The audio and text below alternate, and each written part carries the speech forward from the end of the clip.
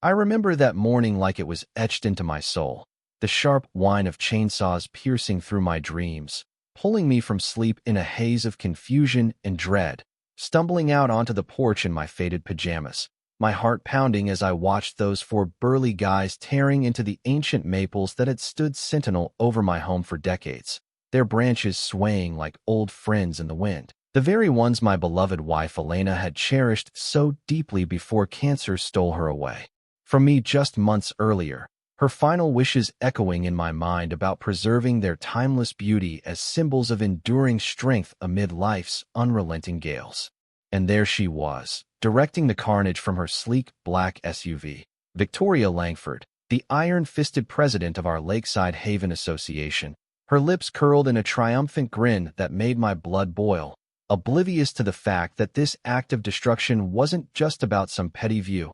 It was the spark that would ignite a firestorm, unraveling her web of deceit, fraud, and outright theft that had plagued our little corner of Michigan for years, a scheme built on manipulated boundaries, falsified reports, and siphoned funds that preyed on the vulnerable like me, still raw from loss. What would you do if your neighborhood overlords ripped apart $60,000 worth of irreplaceable greenery just to cater to a few entitled elites' lake vistas? Huh? Drop a comment below. Let me know where you're tuning in from, because I flipped that vicious assault into a staggering $1.6 million verdict that handed me the reins to her entire empire, a turnaround born from meticulous records and unyielding resolve. It all started 3 years back when I, Ethan Hawthorne, a 53-year-old freshly retired mechanical engineer, thought I'd stumbled upon serenity in Riverside Meadows, snagging this prime 1.5-acre plot with those towering maples that whispered promises of peace, their leaves rustling like Elena's gentle laughter on breezy afternoons, a sanctuary where I could sip my dawn coffee and feel her presence lingering in the shade, proof that life could rebuild even after the fiercest tempests had passed, each trunk bearing subtle scars from past winters that mirrored my own grieving heart. The agent who sealed the deal was none other than Victoria, sharp-dressed at 49 with that polished suburban edge that screamed control freak, cruising in her SUV with a vanity plate frame boasting graced, casually dropping that she doubled as the Lakeside Haven Association head, brushing it off as no big deal, hardly any restrictions here, she promised with a wink that now screams warning sign in hindsight, her manicured nails tapping the contract, as if sealing a pact with hidden clauses. That first association gathering hit like a corporate takeover, Victoria commanding the room with slick presentations on elevating home worth and uniform beauty standards, slamming down an elderly vet's plea for a tribute patch to his fallen kid, declaring it clashed with our grand vision, her gavel cracking like a tyrant's decree. But what chilled me most was her lingering stares out the window toward my maples, her gaze plotting something sinister that I couldn't yet decipher, perhaps calculating the premium her allies would pay for unobstructed sunsets over the shimmering reservoir. Then came the courtesy drop by 6 weeks in, her in crisp golf attire clutching a notepad, her scent overwhelming like a floral invasion, heels tapping an ominous rhythm on my deck as she cooed. "Ethan, darling, we must chat about those maples of yours," citing gripes from premium lakeside folks about obstructed panoramas, her voice laced with feigned sympathy that barely masked the underlying threat. I glanced beyond her to the man-made reservoir, those sprawling mansions across the way, each pushing $1 million, their sites pristine if not for my leafy guardians that predated my purchase. From her, no less, the irony twisting like roots in soil. They were part of the package when I signed. I shot back, her smile holding firm but her eyes flashing ice, murmuring how things shift, values rise, norms evolve. We'll sort it amicably for all, her code for bending to her whims or else, leaving me with a knot of unease that grew with each passing day.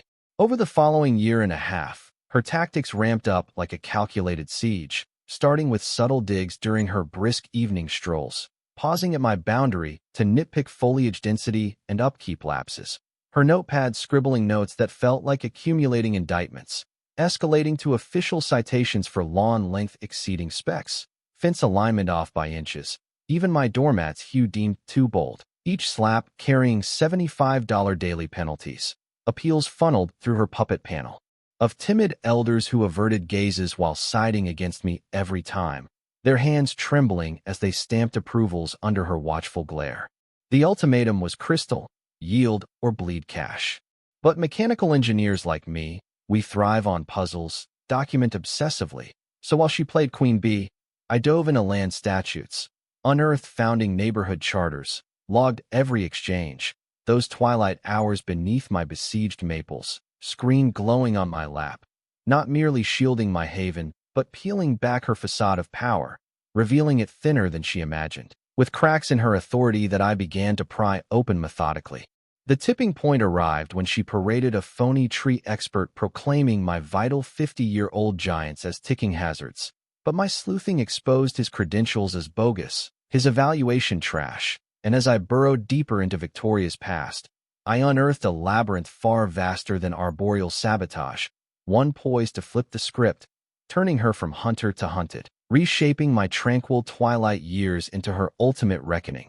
Because those upscale lakesiders she pandered to were on the verge of learning their leader had spun far grander lies than mere foliage feuds, lies involving embezzled trusts and forged titles that threatened the foundation of our shared community. Victoria's retaliation hit like a scripted drama, 2 weeks post her botched expert ploy, showing up at my threshold with a bulging dossier, her aura radiating venomous glee that twisted my gut. "Ethan, sweetheart, thrilling updates," she purred, her fragrance assaulting my senses anew, unveiling her freshly minted lakeside haven emergency oversight board, a sham trio, including herself and her cronies, deeming my maple's dire perils based on staged snapshots from a winter squall, branches burdened under ice, angles manipulated to scream doom, her document filled with exaggerated claims that painted my peaceful grove as a neighborhood menace waiting to collapse. Breathtaking nerve, yet she'd slipped. Genuine hazard calls demand licensed pros, a nugget from my old contracting gigs. So as she basked in her perceived win, I plotted my riposte, that night scouring state registries, skills honed from Elena's medical ordeal when her doc's quals raised flags, confirming her specialist barred for Dr. Docs, his history a parade of sham certs, complete with court records of prior victims who lost fortunes to his fraudulent endorsements. Better still, recalling Michigan's single consent taping rules from a prior job dispute. Every chat I'd captured where Victoria spilled her true motive. Those coveted vistas stood as ironclad proof, her own words betraying the personal gain behind her community crusades. Dawn broke with my direct line to Municipal Checker Inspector Ramirez, who rolled up, a grizzled vet spotting fakes a mile off, absorbing my dossier on the fraudster's ban and audio clips, pacing my grounds with tech gadgets, gauging spans and earth quality, his grumbles in accented English betraying outrage of being looped into her con, pausing to examine root structures that showed no signs of decay. "Mr. Hawthorne," he growled at last, fury evident. "These are prime specimens, thriving. No one squandering city time on bogus alerts, inking a formal nix with bias, warning another sham filing could spell jail for her." His report detailing the soil's stability and the tree's vital role in preventing erosion along the lakeshore. Now I escalated, lodging grievances with oversight bodies, municipal halls, district attorneys, but the bombshell brewed when I double-checked my borders, the 1985 layout blueprint unveiling my parcel stretched 20 feet nearer the water than marked pins suggested, land annexed illicitly for adjacent frills and pier paths, with evidence of tampered markers buried under ornamental shrubs.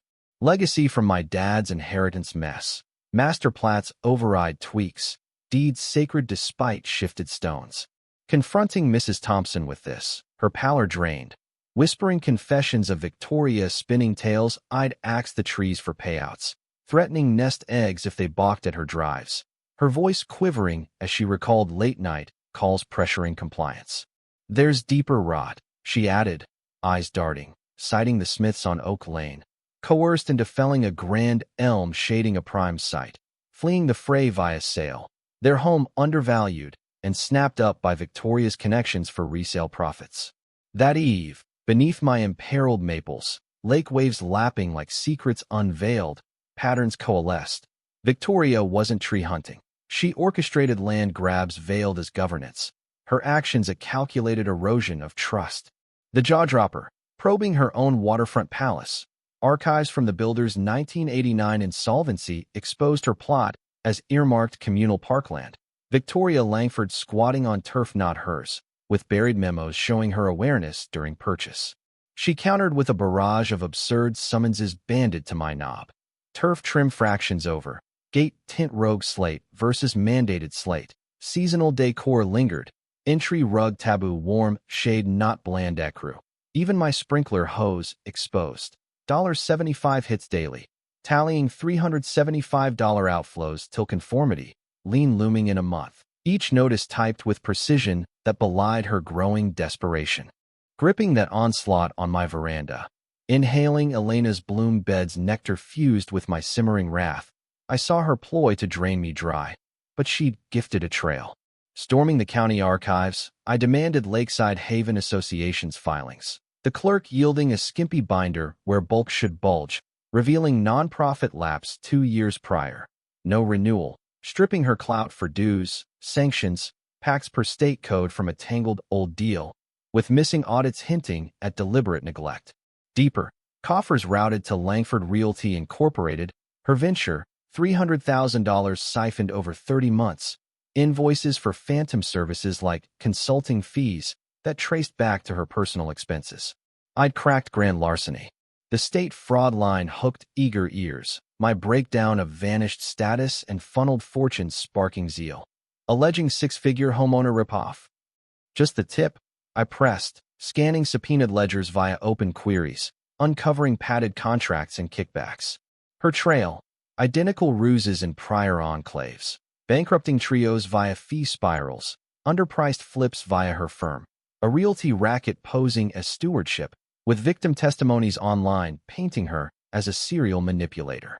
Her online boasts sealed it, flaunting enhancements, with felled flora pics, touting clearer horizons and polish, virtual admissions galore, complete with timestamps that aligned with forced sales. Rallying sane board allies in Thompson's den, coffee scent clashing with electric strain, I laid bare the dissolution, diversions, coerced exits. Their jaws dropped, fury mounting. She's pilfered us blind for years. Parker spat, Thompson glaring toward her fortress, masquerading benevolence while looting our pockets, as we pored over spreadsheets highlighting discrepancies in community event budgets. 2 eves on, Victoria summoned a crisis session, towing her spouse, Counselor Edward Langford, as enforcer. The hall's glare humming like a hive as folks streamed in, air thick with showdown vibes, whispers circulating about her latest maneuvers. Fellow residents, she boomed falsely, Hawthorne's rebellion jeopardizes our equity. Vote now for urgent maple purge and swift encumbrance. I rose with proofs, the hush amplifying my words, exposing the defunct entity, every levy illicit, every menace crime. Pandemonium ensued, yet she persisted, her slip-up looming to doom her utterly. What chilled me was her 3-second freeze post-reveal, mind-whirring, then that predatory smirk. Kudos on digging, but facts won't shield from true perils. Dialing mid-crowd, greenlighting dawn assault, citing my trip for my girl's commencement she'd spied online, her surveillance adding a layer of violation to her threats. Crisis overrides glitches, she proclaimed, exiting amid uproar, her retort in the lot's jaundiced glow. Try stopping me. Rain sent heavy as her taillights faded. Sleepless, I ditched the event. A paternal gut punch. Crouched with lens at dawn, the fleet descending. Riggs, shredder, sheriff escort. Halt, this is mine. The lead, grimy grinned, flashed her forged writ as emergency czar. She's powerless, defunct group. Deputy Gonzalez interjected, fidgety, claiming Ramirez's nod, but my prior chat debunked that fraud. As debates raged, blades gnawed. 32 minutes flattening my sextet, including Elena's etched sentinel, her proposal spot, diagnosis confessional, ash scatter site. Pulverized to mulch amid my ravaged turf, the air thick with the scent of fresh sap that mingled with my tears of rage and sorrow. Yet the pivot, they overreached 20 feet into my verified realm. Gonzalez blanching at stakes, radioing crisis, crew chief muttering her vague bounds, admitting rushed instructions that ignored surveys. Amid dust and fumes, clarity struck, felonies witnessed, trespass, vandalism, deceit, plot, gifting me arsenal to seize her all, unveiling her estate's bogus title, a revelation that fueled my determination like never before. The aftermath pulsed like a battlefield dawn, my haven scarred. Gonzalez scrambling reports as my counsel Daniel Foster rang back, thrill edging his tone over unearthed plats. Ethan, brace. Victoria's waterfront was communal reserve, her title void from unfinished '89 bust, docs buried via $20,000 hush to the dev's rep, with emails surfacing that showed her collusion in suppressing public notices. Dazed on steps amid debris, it clicked. Her aggression masked title terror, dodging scrutiny, her lavish parties on that deck now seen as taunts funded by stolen dues. Market value?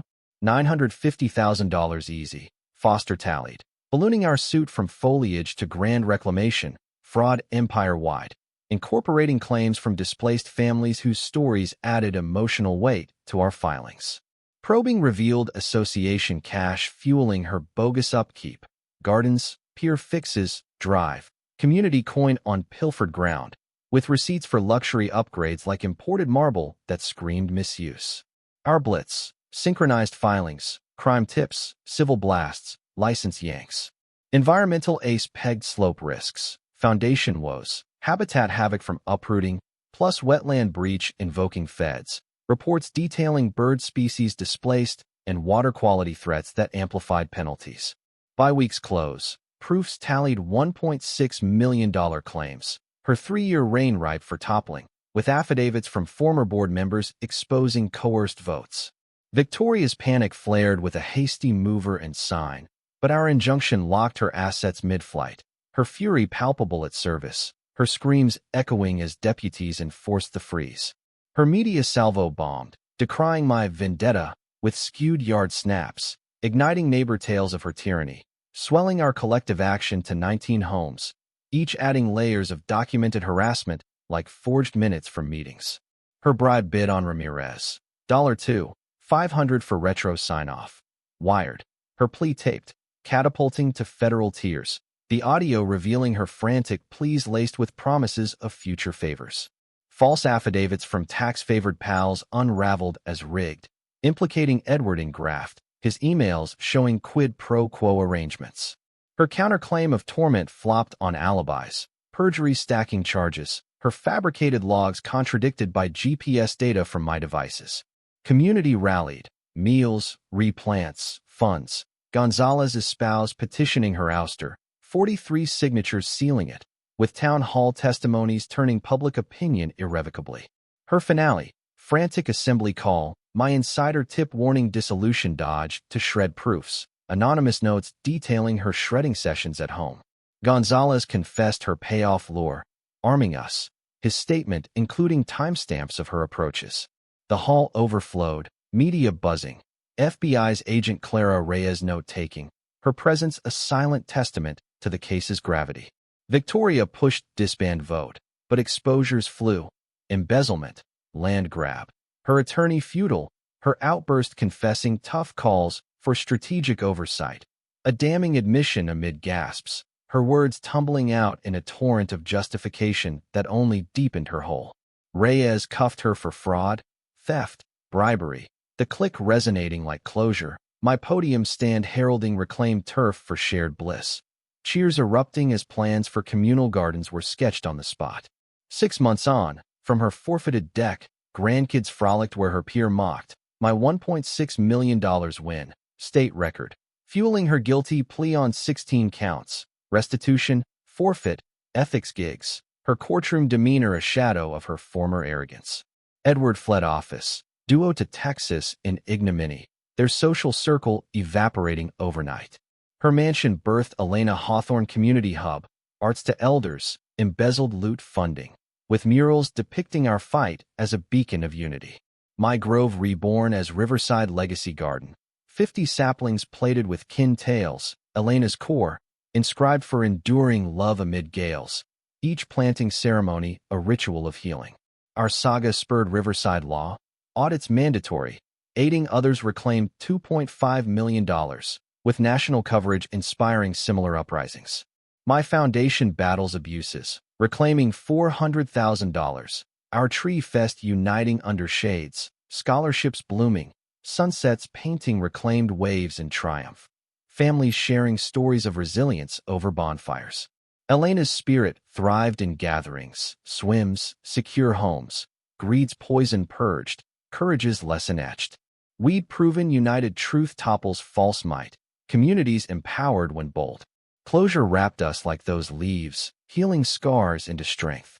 But tell me, was this justice served or vigilante overreach?